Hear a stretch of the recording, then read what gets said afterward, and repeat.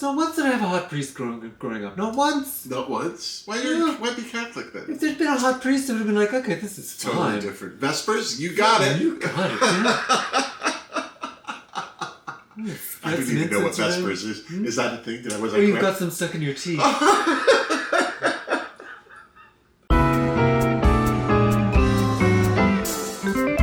Hey dolls, it's me, Wilma Fingerdoo, with the Fingerdoo review of RuPaul's Drag Race Season 17, Episode 6, aka the end of the box fart curse. And who is the box fart curse? Well, here she is, right here. My illegitimate drag daughter, Wilhelmina Box Farts. How are you, Wilhelmina? Hello! I'm good, Wilma. You look fab. Thank you. You're welcome. I wake up like this. I know you do. My pillowcase. Of course, you wake up at 3. Yeah, my pillowcase is also covered in makeup. Whose makeup? I don't know. You're only wearing chapstick and mascara. What makeup could you possibly have on your bed? Just a little. This is me drinking water, coconut water, and sometimes cucumber water. This is the end result. It's so simple. Yep. I have such a simple lifestyle. Yep. I've always thought you were simple. Before we get started, I need to thank this week's Tipperdoo, Nata Nightlight. She used the, I'm going to assume it's, here's the thing, Nata. I know your name on YouTube is not Nightlight, but the way it's spelled out with a double T, not ta, I assume that you're a girl. And I'm sorry if you're not and I've misgendered you, but either way, I assume you're some fabulous drag queen with self-illuminating costumes. That's who I think you are. And you were very kind to drop me a Tipperdoo with the YouTube thanks button, which is located just below the screen. So thank you, doll, and I hope you have a great day.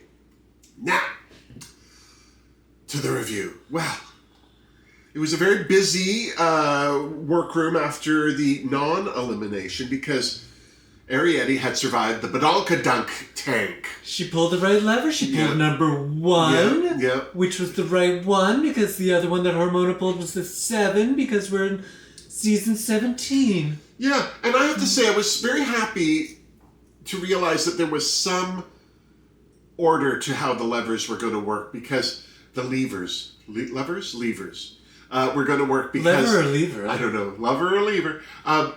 Because we thought it was going to be random, and it's just like, oh no, we can't let that queen go. Save her with this. But if it was 1 and 7, clearly there were levers to pull. I still think it's random, and they just did a little, a little retconning of it. Be like, oh, that would have been a great idea. Yeah.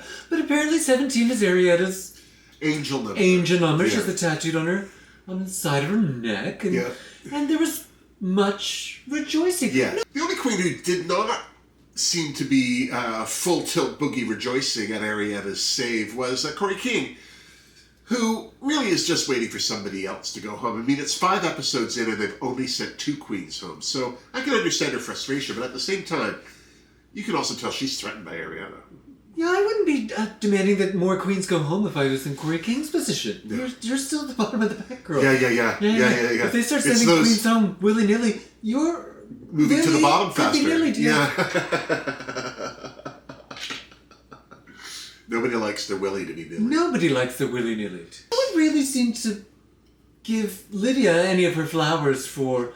That broke my heart a little bit. Destroying that lip sync. I don't think Lydia really cared. Well, she made a mention of it because she said, on one hand, she was grateful that Arietta wasn't going home because of how popular she was with the other queens, but she still sent her home. That was a technical elimination, and nobody congratulated her. Like, nobody, thought she could do it, and she did, and then nobody said anything to her about it. I would have been like, girl. I would have looked at Arietta and went, girl. I especially feel badly for Lydia because that was an epic lip sync. I have been listening to it on loop. I've been watching it again and again. She killed that lip sync. Amazing. Yeah. So that's why it bothered me that nobody took the time to congratulate her. Because she really... Maybe we were the only ones that were gagged by it. Maybe all of the rest of them knew that Lydia was going to throw it down. And maybe we're the jerks for not believing in our little butthole. Little? You're huge. I mean, we're filming this in your butthole right now. That's why this light is That's why there's an echo. Soft and pink, yeah.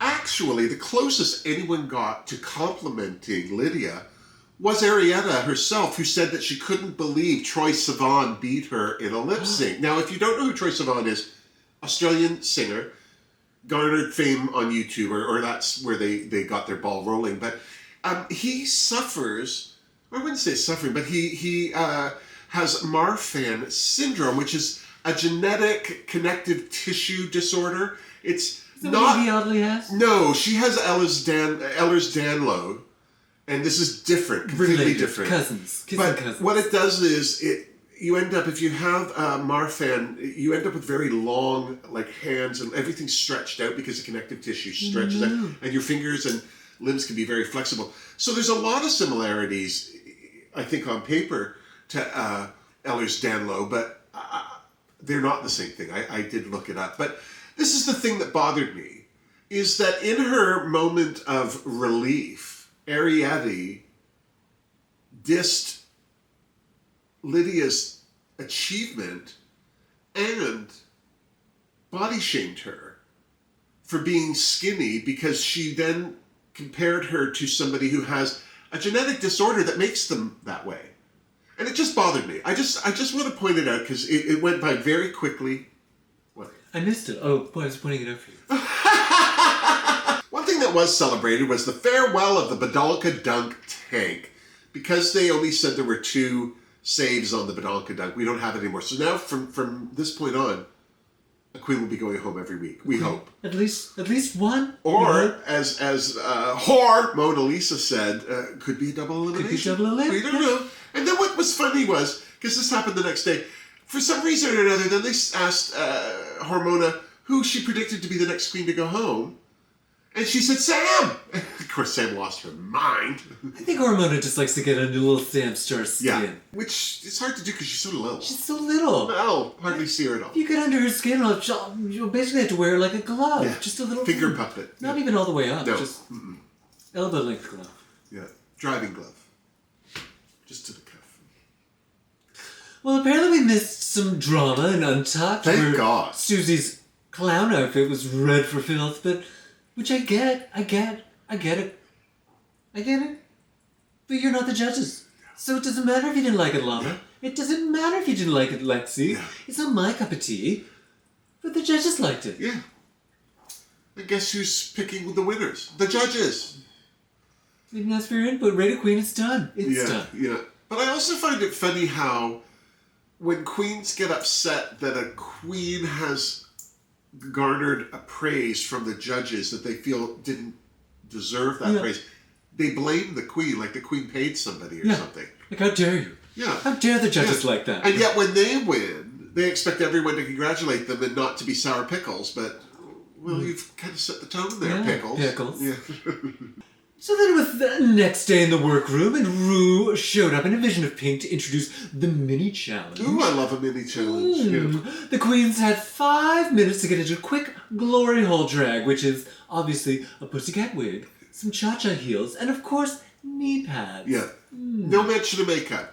So I'm thinking 5 minutes was too much time for some of them. Well, there was a lot of fun. They still put the makeup on, but Rue never at any point said they needed makeup for this glory hole look. Well, she certainly didn't say pretty. No. So, no. I would have said pretty before I said makeup. Yeah. I mean, ooh. Pretty it up. Yeah. So, and joining Rue in the workroom was Christina. No, I'm sorry. It was Norvina in a pink wig and dress that I'm sure she borrowed from Pheromone or Christina Aguilera. I don't know. I've never noticed how much she looked like Christina Aguilera before this episode. I've never noticed even after you've pointed it out. So what the queens had to do was take Anastasia Beverly Hills bullet lipsticks and pass them to each other through a hole in a partition. And then the other queen would take that and put it in a display case. And when they had all, was it 15, 20? 15. 15 lipsticks through, the first team to do that would win. And so we had, they got split into 2 teams. The orange knee pads were Team Rue, and the pink knee pads were Team Norvina. Adorable. Adorable. And of course they had to do this without using their hands. Well, why would you use your hands? Ooh, scandalous. Yeah. I thought it was cute that they used their mouths, not what I would have done. I just would have grabbed, like, all 15 at once. Yeah. Just, yeah. And ran for the border. And just ran for the border. And if some of them never were found again, that's just so be it. The price of doing drag. That's why there's 15. So you have a couple extra. That's why I have a bidet. For these accidents. I don't think we're going to get sponsored by Anastasia of Beverly Hills anytime soon. No. Well, we weren't. No? No. What? Well.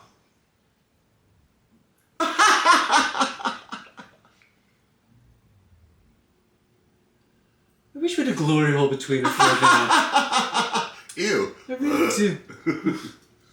Like a fresh one. A fresh one. Like an unused, a virgin glory hole. Is that just a confessional? It's hard to... You gotta punch your way through the confessional in order to get anything done. The winners of this kind of nothing mini challenge was Team Ru, which was Anya Nerve, Susie Toot, Lexi Love, Sam Star, Lydia B. The B stands for bunghole. Collins, and Acacia Forgotten. They each won $500 courtesy Ka-ching! of Anastasia of Beverly Hills. Yeah, I think that's a little cheap for Anastasia. But then she is giving someone makeup too. Yeah. I'm just saying. Yeah. Hormona was a little concerned about this challenge being a pastor's daughter. But her really, dad is her pastor. really shed a lot of light on Hormona, Lisa. Yeah, in that moment in time. explained a lot for me. Okay, all right. Pastor's daughter. And then it was time for the Maxi Challenge. This week it was the Let's Get Sickening Ball. The queens would have to do 3 looks on the runway. So the first category, bathing suit beauties. The second category, sea creature couture. And then the last category, sickening eleganza. So clearly this was going to be an unconventional materials challenge. And the queens would be taking, well, garbage from the Great Pacific Garbage Patch? Garbage I think it was Patch. stuff, it was kind of weird because they're like, stuff you would find in the Great Pacific Garbage Patch. I'm like, well, go get some of that and bring it in. Yeah. This feels like very fresh garbage. Yeah. Ariadne was thrilled. She was Yes. thrilled that she saved herself She and got to couldn't be participate in the happier. ball. Lexi Love was also very excited because she's apparently a big upcycling queen. She showed that dress well made out of cigarette packages. Cigarette packages, yeah. And the look on her face when Rue said it, like, she's like, oh, this is the one! This is the one! She couldn't have used Canadian cigarette packages. It would be all like just diseased lungs. Oh, yeah, no, that's not pretty. Just an That's not ocean pretty. of unhealthy people. No. America doesn't care. They're like, oh, please, yeah, enjoy. Yeah. Cancer that you can't pay for? Yeah, have fun. So as expected, there was a mad grab for the cacophony of available materials, and Jules wasted no time telling Ms. Anya Nerve to stay away from her trim. That's my stuff. And rightly so. Yeah, Jules also felt that her webbed feet would give her an advantage. She's a very good swimmer. She got a lot of things going on for her that she thinks She's are a going talented to queen. make her a talented queen, but 300 years ago they would have burned her. Burn her like a witch. Ooh. As the queens were getting started making their couture, Lexi noticed that Sam Star had a big old tarp like she had. What?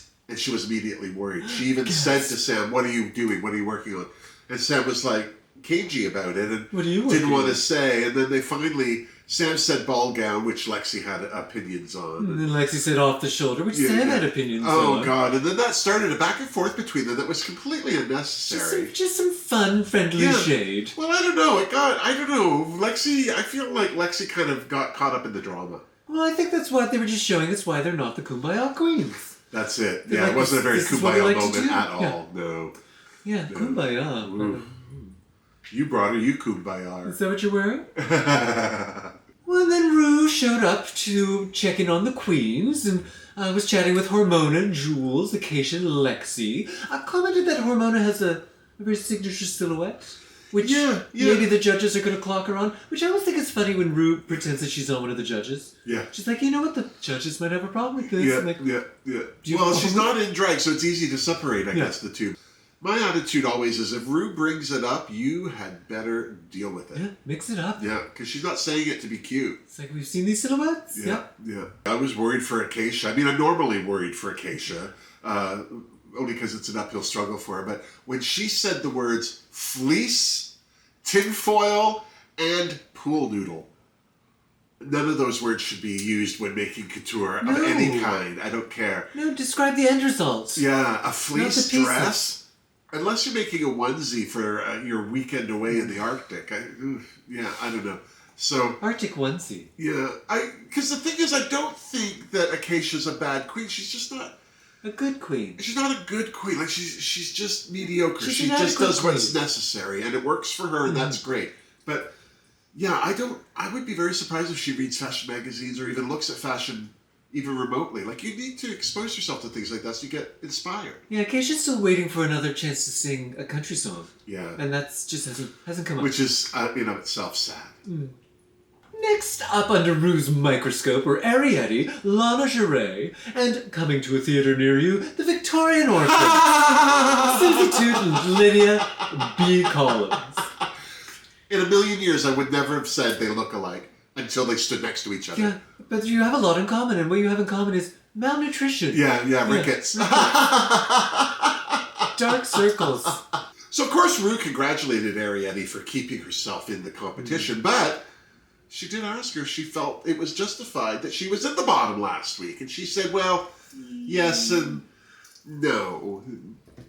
Rue's like, that's a yes. That's a yes. Yeah. It's a yes. It's a yes. Of course, that just begged for the question, who did she believe should have been in the bottom? And I was very surprised that she said Crystal Envy. Crystal, and said it so quickly. Yeah, like, no questions, just it's just her. Which makes me think that she's just threatened by her, not that she actually didn't like her outfit. But then later, they kind of confronted each other in the workroom, because Crystal was like, so you think I should have gone home? Me? Really? Me? Yeah. And I loved Arietti's answer, though. She's like, when RuPaul asks you a question, you answer the question. You're damn right you do. You're damn right. Ru commented on Lana being safe, and Lana commented that, she wished that she got some feedback from the judges, which Ru then immediately provided by telling her that she was almost at the bottom because of her monopulence look. Yeah. Which I don't think is the feedback that Lana was expecting to get. Certainly not then and there. No, she didn't even get time to brace herself. Oops. Be careful what you ask for. Yeah, should have been more specific. Lana, you should have been more specific. Of all the designs that were drawn out, the one that intrigued me the most was Crystal's, because it was like a nice little shimmy skirt dress, very Morticia Athers, but in yellow and pink, which Pink lemonade. Pink lemonade, and I was excited, except that Rue, because she's not stupid, this would have been my first question too. She's like, is that jersey? Jersey is a knit fabric. It's usually a nice lightweight. A lot of like stretchy black skirts are made out of jersey, or nice lightweight t-shirts or tops for women. It's a jersey, and it stretches because knit allows for stretch. All lycra and all spandex are jerseys. They're all knit. So Rue asked Crystal if it was jersey, and she thought she said, is it jersey like New Jersey? Like, is this amplifying the state of New Jersey? Does this feel like a Bon Jovi moment? And I have to just say, bless. There are many times that these queens have said, ignorant, I don't read books types of things. That, for me, is the cutest. That made me laugh so hard. Acacia was a little bit worried, confessed her worries in the confessional, but because she's not, a queen who makes things out of garbage. But then when she started to look around and see how ugly everyone else's garments were, she started to feel a lot better about herself. Did she? Which makes me wonder about Acacia's eyesight. Did she have astigmatism? And then it was spray paint gate. Poor Lexi, in the full tilt boogie of her glory for this challenge, went out to the spray painting area to find her tarp covered in brown paint. It was ruined. Apparently, children would go starving. The sun wasn't going to shine anymore. The waves would take away the earth. It was a full epic moment. Yeah, Lexi's tarp was obviously, a tarp. Compromised. Mistaken for a tarp and got some spray paint on it. Oh no, my garbage got some spray paint on it. Yeah. So she comes into the workroom. No one confessed. Nobody said nothing to her, which of course calmed her right down. Yeah, immediately relaxed her. She went back outside to see if she could scream at Arietti some more. Save her tarp. And then Anya confessed to the rest of the queens that, oh no, it was her. But it's the way she did it. Once she was gone, she kind of looked to make sure she was gone. Okay, here's what happened. Here's what happened. I was like, well, why didn't you just... It was an honest because she was staring right at Lexi and then turned her back to her, and then there was a bit of a smile on her lips at one point, and I'm like, this is the second gate You know, of he's season been involved 17, with. and both at the eye of the storm on your nerve. On your nerve. Her name makes a lot more sense. I felt like it was an honest mistake. not a mistake, a ploy in the first one. Oh. In the first one, she wanted that trim. She got told that trim was being, and she took an advantage of it. I feel like this one was more of an accident. Yeah. But who's going to see it like that? Because A, Anya's done it before, and B, she's Ariadne, on the other hand, who was outside in the spray paint area working on her garment, immediately fessed up. Was like, "Oh, girl, that was me." She did not throw Anya under the bus, but she let Lexi piece together the clues, which is not that hard. Yeah, she said, "Oh, that blue on your tarp is mine." You know, like clearly she's not innocent, but her paint choice went with Lexi's design a bit better. And then Lexi came back in, and there was much screaming and caterwauling, and Anya acting like she was somehow the victim in this scenario. Yeah, it was really, it was quite unnecessary, because I can understand somebody being afraid to confront someone. Yes. Yeah. I mean, Lexi's all sharp angles. I'd be afraid of getting an elbow in the eye or something in the moment. But still, Anya's 27. You're an adult. Yeah. Calm down. You're a grown-up. If she had said something right then and there, who's ruined by you? Oh, girl. Is that your cause? I thought it was just a tarp. I thought it was garbage. And then at least, regardless, it's there and it's an honest mistake. Yeah. Now, delaying it, well, it could be any kind of plot. Now you look shady. Yeah. It's an unfortunate thing for Anya. And it's kind of made me look at her a little sideways now. I made her a little sideways too, and I know I'm not the only one. No, Kate, we're looking at you. Yep. We know you. We know you don't like a Kate. Maybe it's the Kate Ashby curse. It's the Kate Ashby curse. Oh, Anya, you in danger, girl. So then it was the next day in the workroom, and spray paint gate was a thing of the past. Yeah. Lexi took the high road and, took Ariadne and Anya aside and was like, I just want to get past this. And Anya, again, kind of acted like the victim. And but we're past it now. We're past it. Yeah. I think it was the right thing to do. I'm very impressed that Lexi did it, because it really should have been Anya's thing to do. But absolutely. Lexi and Sam were reading everyone's looks. Oh, that was... Well, Acacia's. Well, and not just them. Once Corey knew what was going on, oh, she had to get right in there. Oh, are we throwing shade? Because Corey's got nothing to do. Yeah. She's got no makeup skills to perfect. No, she's just doing the same makeup she always does. Same look, same face. Yeah, and judging everyone and their friends. Yeah, mostly Acacia's baked potato titties. And that's the thing, too. Who is Acacia threatening? No one. Nobody. So why make fun of her crappy outfit? I would feel bad for her crappy outfit, because clearly she's going. You know what I mean? Like, I just don't understand. Why kick someone when they're down already? It's easier. Well, you don't have to get your D stuff. You don't have to get your... Yeah. No. That's why I always wait till you're on the ground before I kick you. Well, it's not a long way. If I kick you standing up... Oh my God, I'm 6'4". Are you kidding? You could pull something. I'm not that flexible. And then it was time to head to the main stage. Her looked gorgeous in silver, but I think... fishy. Yeah, kind of. Yeah, it was cute. Fish scales, yeah. But the stealer of the show was Hunter Schafer, the guest judge. She looked scrumptious. She looked like a little gold fembot. I just thought she was spectacular. I'd never heard of her before. Hunter Schafer, she's from HBO's Euphoria. Yeah, which I don't watch. Probably the thing she's most known for. She was in that Hunger Games prequel movie, which I didn't bother with because the book was... Very boring, very boring. But she's like, I mean, after seeing her, and I loved her energy, she made a great judge. I hope she comes back. She was so funny. But now I'm interested in seeing her in these things that I hear tell of. Me too.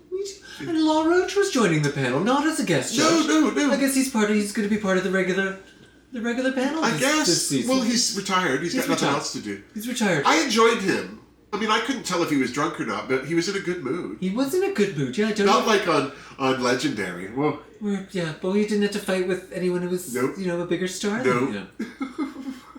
And this was a ball. 3 looks from each queen, and there were 12 queens right now? A bunch of queens. We got a lot of looks to get through.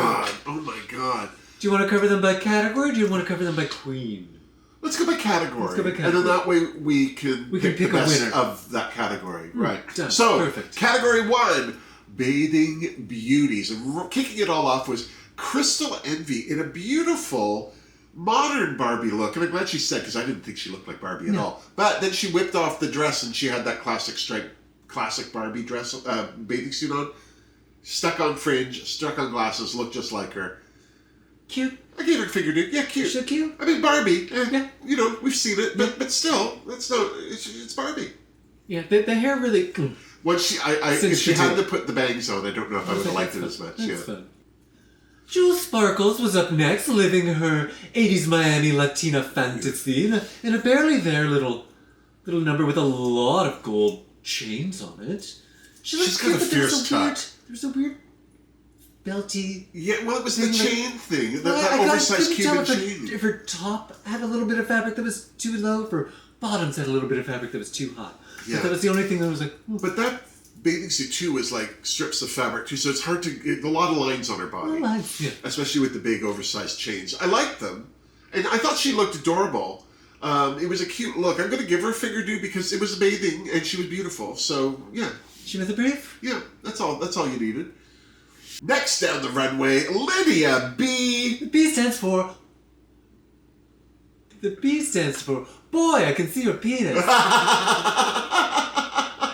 Collins. And, well, speaking of penises, there were a lot of snakes on her plane. There's a lot. She had like 3 down the front. At first I was just like, oh, that's a bold tucking choice you've made. Yeah, it was like clearly no tucking choice, but then they were everywhere in her bosoms her and chest, on the tush. on the back. Yeah, it was very funny, and it just makes me like her more because her sense of humor is crazy. Yeah, she's so obtuse, she's so odd, she knows the brief. She's like, I don't care, I'm just here to make Rue laugh. Next down the runway was little Sam Star in a yellow polka dotted dress, which she then whipped off to reveal a little itsy bitsy teeny weeny yellow polka dot bikini. It was a vintage bathing suit. It looked like because there was a big bottom to it. Yeah, it was all that granny panty bottom always throws me off. I'm like, okay. Yeah.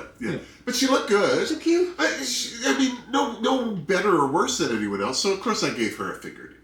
Next down the runway, Trouble herself, Anya Nerve, looking spectacular. Gorgeous. The white bathing suit, the sheer cover-up. It was elegant, it was money, it was gorge, and I gave her a big old Fingerdoo because why wouldn't you? Why wouldn't you? There was something weird going on at the crotch, I thought. But the cover-up disguised it. Yeah. I was like, I don't know what's going on. You were seeing a lot of stuff going on at the crotches this week. I only focus on the crotches, apparently. I've realized this. But bathing suits are a hard thing to sell on a drag queen because of the nature of tucking. Depending on how the drag queen tucks, you can end up with a lot of fabric in the middle of your legs, and it just looks weird. And so I appreciate somebody like Sam Star doing a vintage bathing suit that covers more of that tucking process. But a lot of these girls like to wear thong back. And where are you hiding your tuck? Where are you hiding your tuck? You know, not everyone's Chris Edwards. Not everyone's Chris Edwards. No.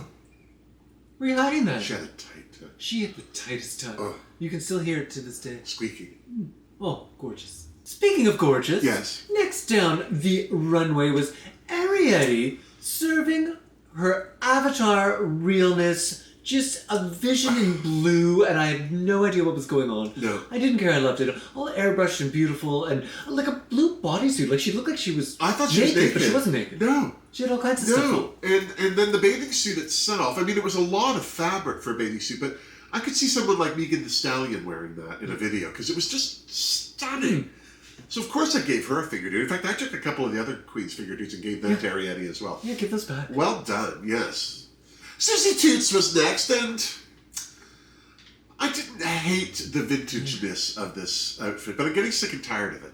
I get it. It's like, okay, here's another inspiration. But my problem with Susie is, like, it's always just recreating the inspiration. Yeah, she hasn't taken it anywhere. She's not, like, tooting it up with her special tootness. So and she's like, look at me, I'm playing in Lucille Ball, playing a boy, it's a boy playing a girl playing a boy. Isn't that fascinating? I'm like...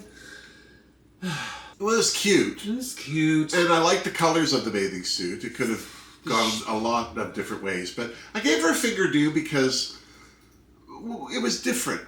But, yeah, she could have done that same look in sequins, is all I'm saying. Yeah, different shoes, something. Speaking of different, Cora King was next wearing a a shark doing a little ode to Katy Perry's Left Shark from the Super Bowl. And I think was it you that commented that you could see more of her face in that shark outfit than you could see Joella in her maxi pad 2 weeks ago. Yeah, that's how you do a reveal. I mean, the shark felt a bit unnecessary, but then her bathing suit was just sort of kind of a basic bathing suit. It was a nice bathing suit. It looked good on her, but I wouldn't have looked at her twice. Yeah. Okay. It was very boring compared to what else was going on. There were no surprises. No. There was nothing there that we're not. What was a surprise for me? Well, I gave her a Fingerdoo because she looked good. Yeah. But what was a surprise for me was Acacia came out in almost the exact same bathing suit. Like some similar colors. So just having one go off and the other come on, it was like, wait a minute, didn't she just have this on? And she had the water wings on, or the whatever those things are. And a beautiful bathing cap, but with her wig sticking out the top, which I love. Which was the best part of this outfit. The best part of this outfit. Yeah, she was... From the neck up, she was stunning. She was trying to make it look like she'd made this outfit out of a beach ball. And it did. And when she said that she made it, the latex fabric she bought, I was like, okay, all right. If you made it, maybe you paid someone to make it. I don't care. But I'm giving her a Fingerdoo because I love the wig. I love the bathing cap. They didn't really go with the bathing suit itself, but the bathing suit fit her like a dream. Yeah. And why not give her a Fingerdoo? Yeah. It was the bathing cap with the hair coming out was so dumb. So cute. The only thing I wish was that the pony was like a high pony. A proper pony. So you could have seen like the back of the bathing cap. Yeah. Because it kind of, it looked a little bit odd. It looked like her hair was growing out of the top of her head. Yeah. And it wasn't. It was not. No. It was not at all. Next down the runway, also wearing very little, was Lexi Love. Now that's how you wear very little. She looked gorgeous. She looked great. She had a hilarious merkin on her crotch with some great curls and a bunch of crabs. So you know what you're getting from Lexi. A little censored moment on a bar across her bosoms. Yep. I liked how it was stoned to look pixelated. Very cute. Yeah. And then on the reveal, on the flip side, a starfish that was a little bit too high. Her starfish was way too high up her back. Yeah, what's going on back there? I mean, if it had been a chocolate starfish, it would have been in the wrong place. It wasn't a tramp stamp. It was a tramp... Growth. Growth? Yeah. That's growth. Tramp bump. Tramp bump. You should get that checked like a speed bump, but for tramps. Either way, I gave her Fingerdoo. Mona was next, and... she looked great, but here's why I liked Acacia's wig, is it gave her more dimension for her body and everything. With poor little Hormona, her head looked like a little pea on top of her body. Yeah, she just had a bathing cap. Yeah, she should have had either a bigger, like an Elizabeth Taylor turban-style flowered bathing cap, or a wig sticking at the top. Balance. We're looking for balance. Come on. Yeah, she had a little bubble gun, which kind of did nothing. Yeah, what was that didn't really for? bring much to the story, but like she looked cute. Yeah, she looked cute. Yeah, I gave her Fingerdoo because it was still a bathing suit and she looked beautiful. But yeah, come on, try harder. Next down the runway, also wearing next to nothing, Lana Charay in a tiny macrame bathing suit. The star of this outfit. Did you say macrame? I did. Is that not how you pronounce that? Yeah, that is exactly I've been making macrame my entire life. And no one's ever said a thing. And you cook food in your microwave? I do. The star of Lana's outfit was Lana. Yeah. Because the bathing suit, there wasn't much there. No, but her skin... She had more lotion on than bathing suit. Yeah. Glowing and glittering and gorgeous and beautiful. And she had a cute little handprint on her bum. Sand handprint. Very funny, sandy hands. Yeah. You've had sandy hands a few times. I use cream now. Yeah. But yeah, Fingerdoo for Lana Charay. So who do you think took this category for you? I think Arietti. Yeah, that was stunning. It was stunning. Everyone did a good-ish job, but that was the bar right there. Yeah. Then it was time for category 2, which was Sea Creature Couture. First up was Crystal Envy serving some pufferfish realness. Yeah. I like this outfit. I like the nod to Alexander McQueen. Those shoes. Yeah. I liked the idea of the pufferfish inflating, but it was already pretty inflated looking. I didn't notice. I really didn't notice. See a difference when it was inflated. It wasn't a dramatic enough difference. It was a spectacular outfit, but it read like desert creature to me rather than sea creature. Yeah. I still gave her a Fingerdoo because there was an effort and there was a creature, but it wasn't my favorite for sure. Jewel Sparkles was next, and she had this stunning dress on. If you had asked me to say what sea creature did this look like, I don't know if I would have picked one. Maybe a jellyfish, but a sea slug. A Spanish dancer sea slug. I would never in a million years have guessed that was a sea slug. And she looked spectacular. And it was literally that sea slug. Yeah, it was very on the nose. It was gorgeous. It's one of the nicest things I think that Jules has worn this season. So I totally gave her Fingerdoo. Next down the runway, Lydia B. The B stands for Bouncing Babies. Collins served up some anglerfish. The anglerfish jockey. She was riding the anglerfish. I was confused. I wish that the light legs that she was wearing, like the tights, had been on the legs of the jockey body on the anglerfish, and that her legs had been either in a dark color or more blue, like the fabric that was falling down around, because I could see her legs, and it distracted me from seeing the illusion that she's created. I liked the fish, I liked her face, and then I didn't like the rest of her outfit. Yeah. I still gave her a Fingerdoo because it was unique, but she needs to finish those outfits better. Yeah. And then I'm going to file this under, I couldn't have guessed this was coming down the runway in a million years. Sam Starr in this metal extravaganza representing a viper fish, which I've never heard of in my life. They've never heard of you either. Well, that's fine. She looked like she was the living embodiment of an Iron Maiden. You know those things they would put people in and the spikes? Yeah. Do you sleep in one of those? No, you sleep in a coffin. I always get those two confused. But no, I thought she looked spectacular. I would not. This is the last thing I would have expected Sam Starr to wear down the runway. Yeah, the headpiece was super fun. She was basically, her whole head was the fish. No, she looked great. And I loved how surprised I was that it was her that looked like that. So, Fingerdoo. Well done, Sam. Next down the runway was On a Nerve, serving up some starfish. This was so funny. This was so cute. It was so cute. When she got to the end of the runway and stuck her arms out. Yeah. Just the big, jodhpuri, legs coming out. Which is, And I like that it wasn't a full starfish with the arms as well. Yeah. Because when she stood there and put her arms out, it was a starfish. But she didn't have to take it that far. So that impressed me. So I totally gave her a Fingerdoo. I loved it. And then, in my opinion, the contest was over. Arietti took the runway again in a costume representing a lionfish, and it was a lionfish. It was a lionfish, yeah. But it was still a dress. It was still drag. It was just the most exquisite thing I've ever seen. Was it a gown? No, but that wasn't the challenge. It was couture. It was elegant. And it was beautiful. It was all airbrushed. And her face was all airbrushed. And gorgeous. Totally gave her a Fingerdoo. This was well worth keeping her in the contest for. Seriously. Then it was time for Susie Toots to wander down, and apparently she couldn't find a 20th reference, so she just dressed up as an octopus. I like this. You know, it was a lot of license taken.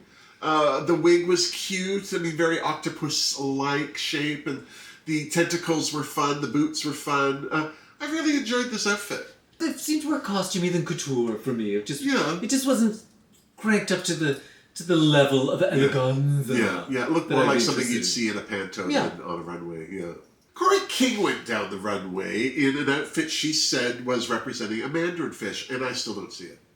No, she also said that she was serving up supervillain, which I did not see. No. All she was giving me was wet wig. Yeah. I didn't like it. I didn't like this outfit. I gave her a Fingerdoo. She's got my first Fingerdoo of the night. Well, I'm sorry, but it's one thing if you made it, but if you brought that from home and that's the outfit you're wearing, it's like... Yeah, because even when they were showing the picture, they're like, it's mandarin fish, and then they showed the picture, it was like, those don't look the same. No. It had nothing to do with each other. Yeah. I feel like she had that dress and made it work. And then it was time for Acacia Fagot, who's dressed as a feather star.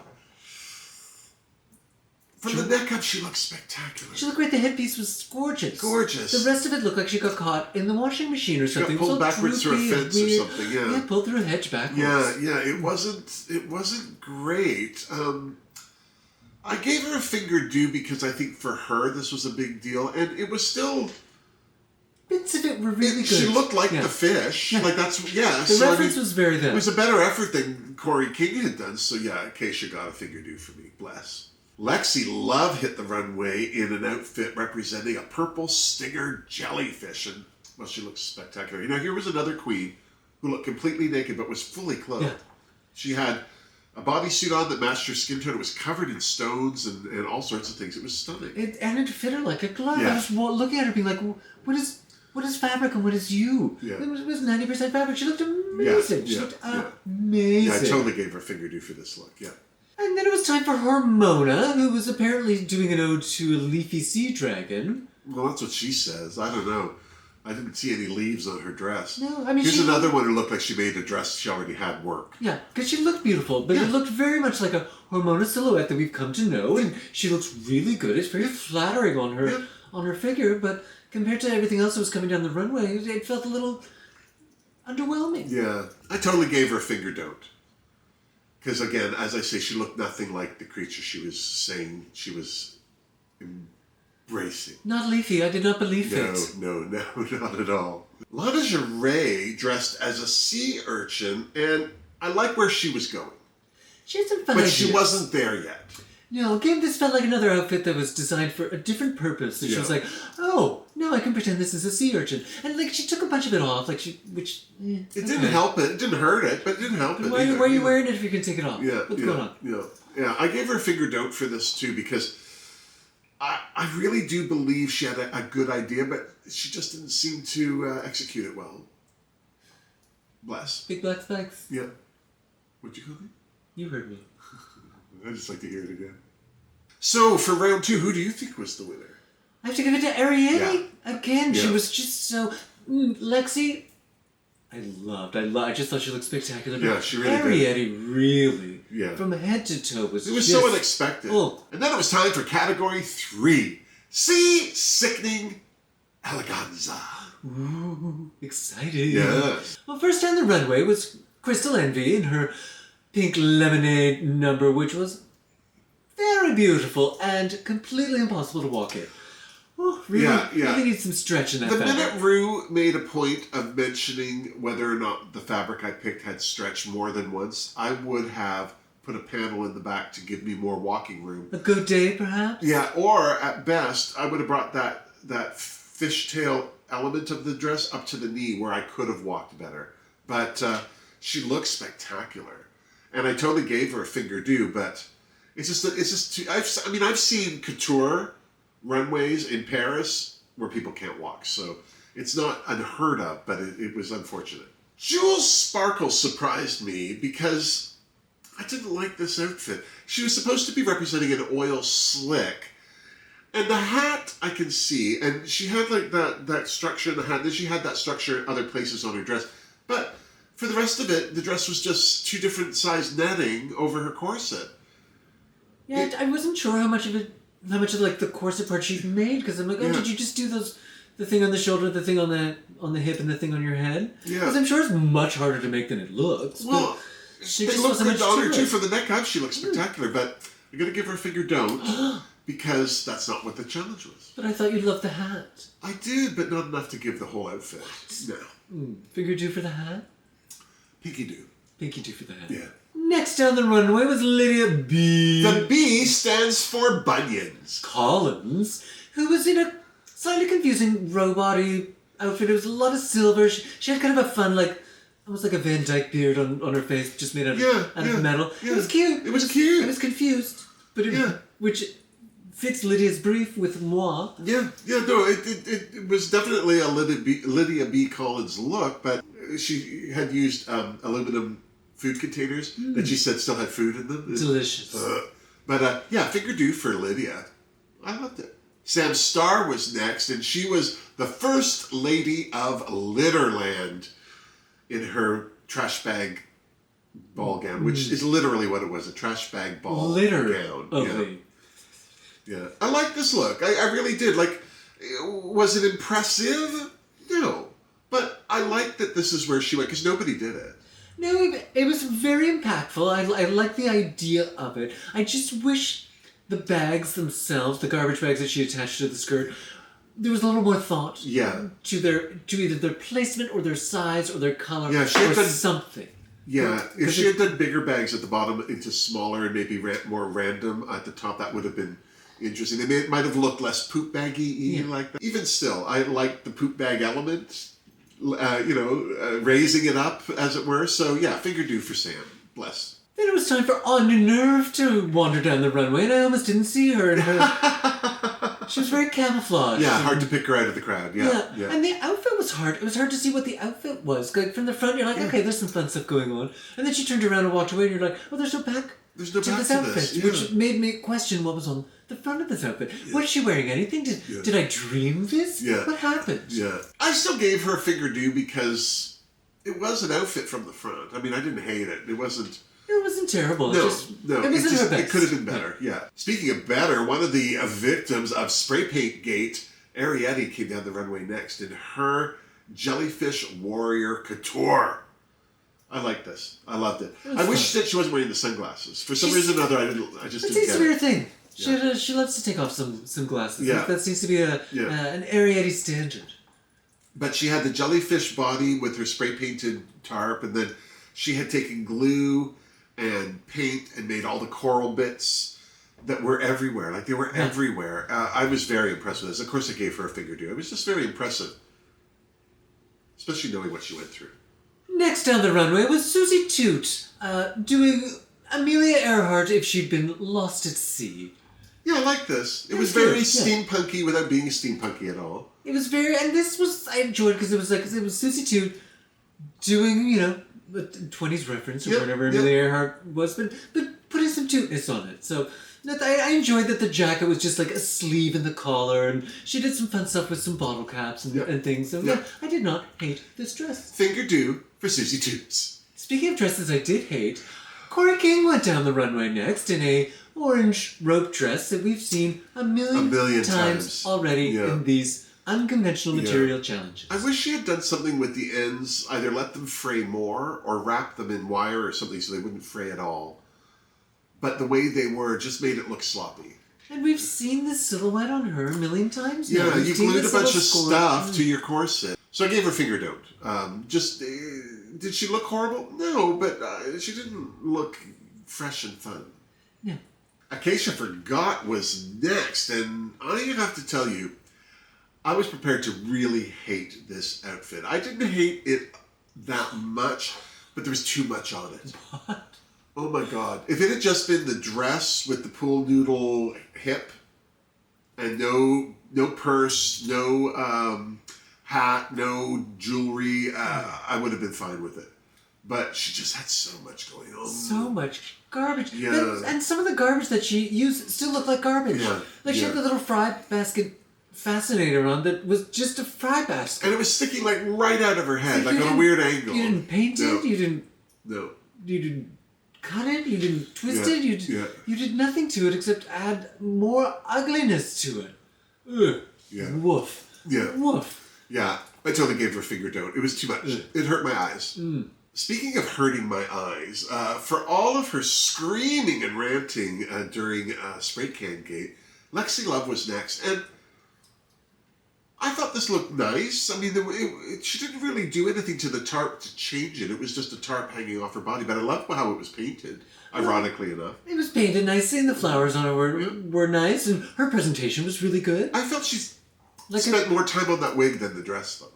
Maybe. And it was a gorgeous wig. Yeah. Yeah, it didn't feel like an outfit. It did feel like just an off the shoulder tarp. Yeah, and whatever. That's fine if she thinks she's that clever. Good for her. I didn't think it was that clever. I still gave her a Fingerdoo because she looked great, but Yeah, man. Yeah. Her Mona Lisa was next. Yeah, I didn't understand why she stuck all those extra bags from Sam up under her skirt.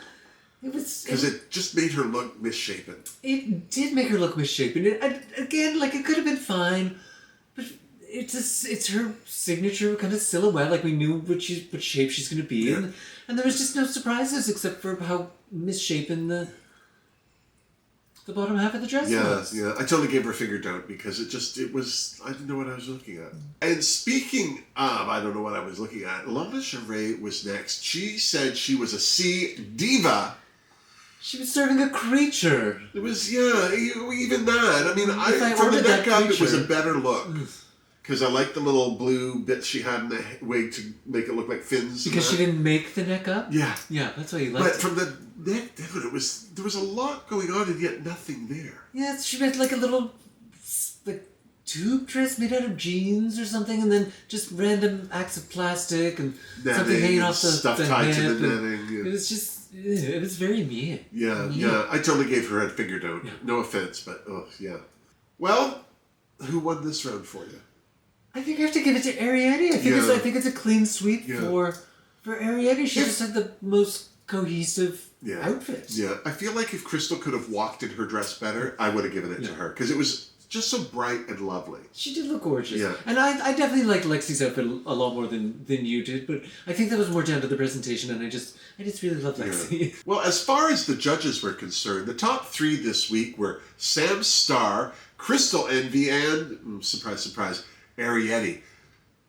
But it certainly wasn't a surprise to us that it was Arietti that was this week's big winner, and rightly so. Oh, yeah, and snaps to Arietti. Snaps to Arietti. She swept all the categories. If she goes home tomorrow, I feel like her work here is done. Now, on the other side of things, the bottom 3 queens this week were Lingerie. Gasp! Gasp! Feedback! Oh no! Oh my god, yeah, this is not the week. She should have been more specific about her feedback, is all I'm saying. And then what positive feedback? Yeah, joining her was, Hormona Lisa and Acacia Forgot. And I'm not surprised at any of these 3 being at the bottom. Of the queens there, yeah, I'm not surprised. I was absolutely gobsmacked that Acacia was safe. And that Lana was in the bottom. And not because I thought Lana looked better. I just thought Acacia's had a rougher road up till now. Yeah. So I thought that the judges would have maybe put her in. Hold that against her.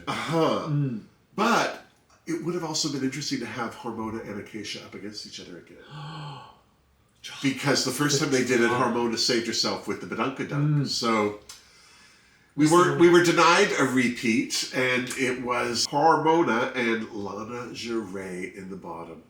Lip syncing to Olivia Rodrigo's Get 'Em Back. Yeah. Right out of the gate, I was worried for Lingerie because the last time we saw her lip sync and dance, she wasn't very impressive.